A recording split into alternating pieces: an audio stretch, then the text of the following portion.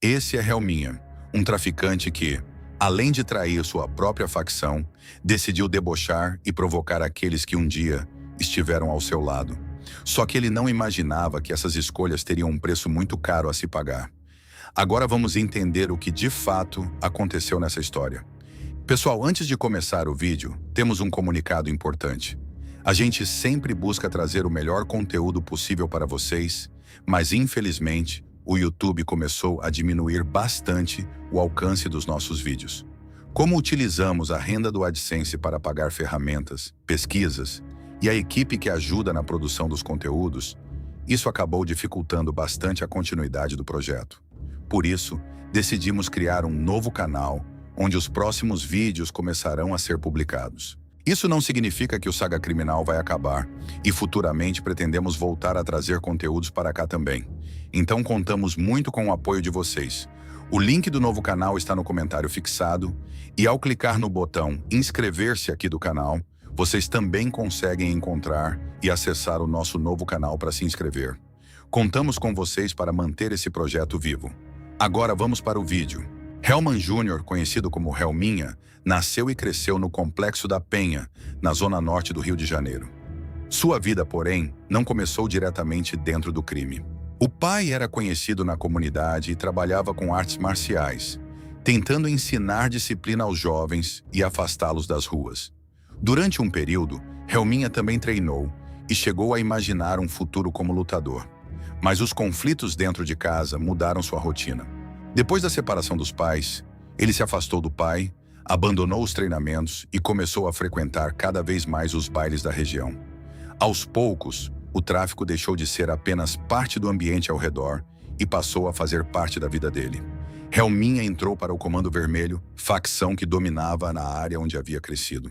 Começou como fogueteiro, observando a movimentação e avisando sobre a aproximação da polícia. E depois passou a atuar como vapor, ligado à venda e à entrega de drogas. Apesar de ser um cria da Penha, Helminha não ocupava uma posição importante. Continuava no baixo escalão e queria conquistar mais dinheiro, respeito e poder. Essa insatisfação se tornaria decisiva quando ele se aproximou de Dino, um traficante vindo da Cidade Alta, território ligado ao Terceiro Comando Puro, o TCP. Na Penha, Dino conseguiu se aproximar de integrantes do Comando Vermelho e passou a agir como se tivesse abandonado sua antiga facção. Com o tempo, ganhou confiança suficiente para circular entre pessoas importantes e conhecer detalhes da rotina local. Segundo relatos divulgados sobre o caso, ele chegou perto de lideranças da Penha e teve acesso a informações sobre homens, armas e pontos estratégicos.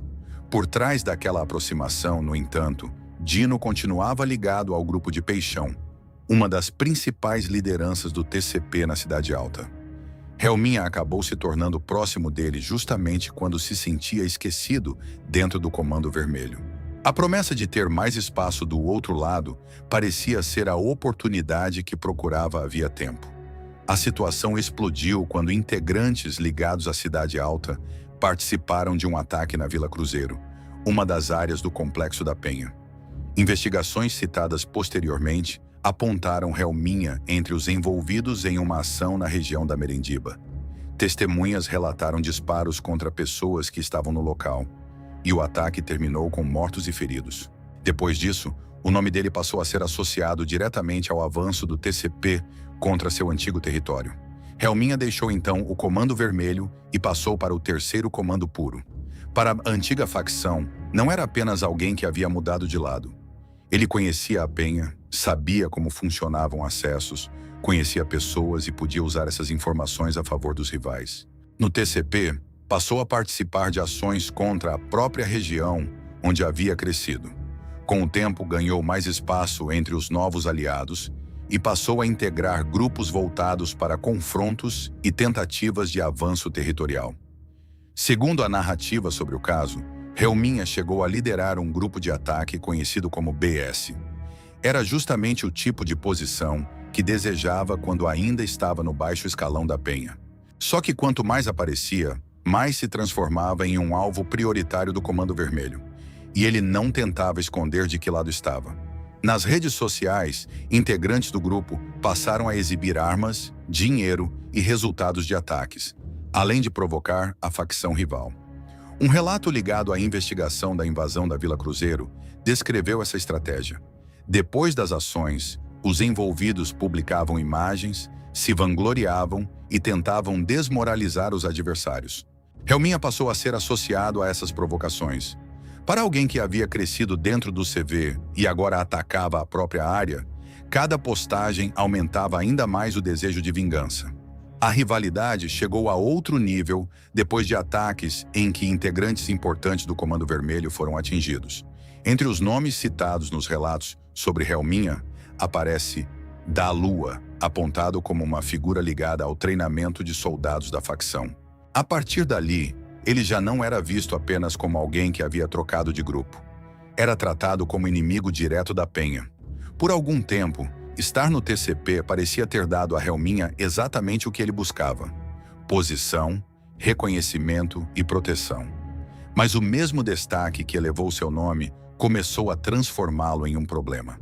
Ele estava cada vez mais visado e sua presença atraía atenção. E segundo a versão narrada sobre o caso, foi nesse momento que começou a última traição. Helminha e sua namorada, Ana Paula, estavam escondidos em um hotel na região de Bom Sucesso, fora da comunidade. Mesmo assim, a localização do casal teria chegado a policiais corruptos ligados ao esquema criminoso. Eles foram até o hotel e conseguiram capturar os dois. A partir daquele momento, segundo o material sobre o caso, aqueles policiais não pretendiam simplesmente conduzir Helminha para uma delegacia. Ele teria virado uma mercadoria dentro da guerra entre as facções. Os agentes entraram em contato com Peixão e pediram dinheiro para entregar Helminha de volta ao TCP. O valor mencionado nessa versão é de R$30 mil. Peixão, porém, não teria aceitado pagar. Helminha, que havia deixado sua antiga facção acreditando que seria valorizado pelo novo grupo, descobria naquele momento que a proteção tinha limite. Segundo esse relato, Peixão considerou que não valia a pena gastar dinheiro para recuperar alguém que já estava marcado e teria afirmado que o próprio Comando Vermelho pagaria mais para colocar as mãos nele. Com isso, os homens que haviam capturado Helminha passaram a negociar sua entrega para os inimigos dele. Foi assim que ele acabou voltando para o lugar de onde havia saído. Só que agora não retornava como morador ou aliado. Retornava como o homem acusado de ter traído o grupo, participado de ataques contra a Penha e provocado seus antigos companheiros. A versão difundida sobre o caso aponta que Helminha foi entregue a integrantes do Comando Vermelho e levado para dentro da comunidade. Ali, seu destino já estava decidido. A morte dele ficou conhecida pela extrema crueldade. Em vez de uma execução rápida com arma de fogo, Helminha teria sido atacado principalmente com facas e outros objetos cortantes. Ele sofreu diversos golpes e cortes enquanto ainda estava vivo, em uma punição prolongada destinada a servir de exemplo pela traição e pelos ataques contra sua antiga facção. Sem entrar nos detalhes mais pesados, os registros que circularam depois mostravam que ele havia sido violentamente mutilado antes de morrer, tornando o caso conhecido como uma das execuções mais brutais ligadas àquela guerra entre facções. Imagens do que aconteceu acabaram circulando na internet, ampliando ainda mais a repercussão da história. A mensagem por trás da execução era clara: mostrar a outros integrantes o que poderia acontecer com quem mudasse de lado e depois voltasse a agir contra o grupo. A trajetória de Helminha terminou justamente no território onde havia começado.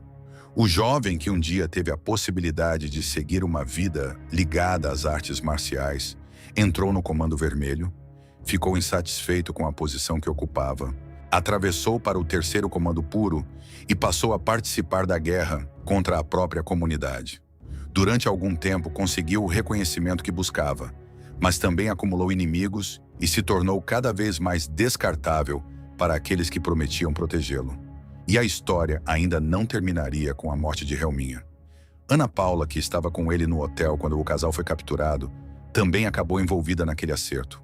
Segundo a versão apresentada no material sobre o caso, o Comando Vermelho não teria interesse em recebê-la, porque a disputa era com Helminha. Ela, porém, havia presenciado a captura, sabia quem eram os policiais envolvidos e teria conhecimento de como a negociação havia acontecido. Por isso, ainda segundo essa versão, Peixão teria determinado que ela também fosse eliminada para impedir que revelasse o que sabia. Os policiais corruptos que participaram da captura teriam então matado Ana Paula como queima de arquivo. Ela acabou pagando com a própria vida por estar ao lado de Helminha no momento em que toda aquela negociação aconteceu. No fim, a história de Helminha mostra como a busca por espaço dentro do tráfico pode transformar aliados em inimigos rapidamente. Ele saiu do baixo escalão de uma facção porque queria reconhecimento, conseguiu espaço no grupo rival e acreditou que a nova posição lhe daria segurança. Mas, quando se tornou um problema, descobriu que a mesma organização que havia lhe oferecido proteção também podia abandoná-lo. Helminha passou de soldado do Comando Vermelho a integrante do TCP, atacou o território onde cresceu, provocou antigos aliados e terminou entregue justamente às pessoas que mais queriam encontrá-lo. O poder que procurou durante tanto tempo durou pouco. Quando mais precisou da proteção daqueles que escolheu seguir, ela desapareceu. E o desfecho dele e de Ana Paula acabou se tornando mais um capítulo de uma guerra em que confiança, alianças e promessas podem mudar de um dia para o outro, enquanto as consequências ficam para quem já não tem mais como voltar atrás.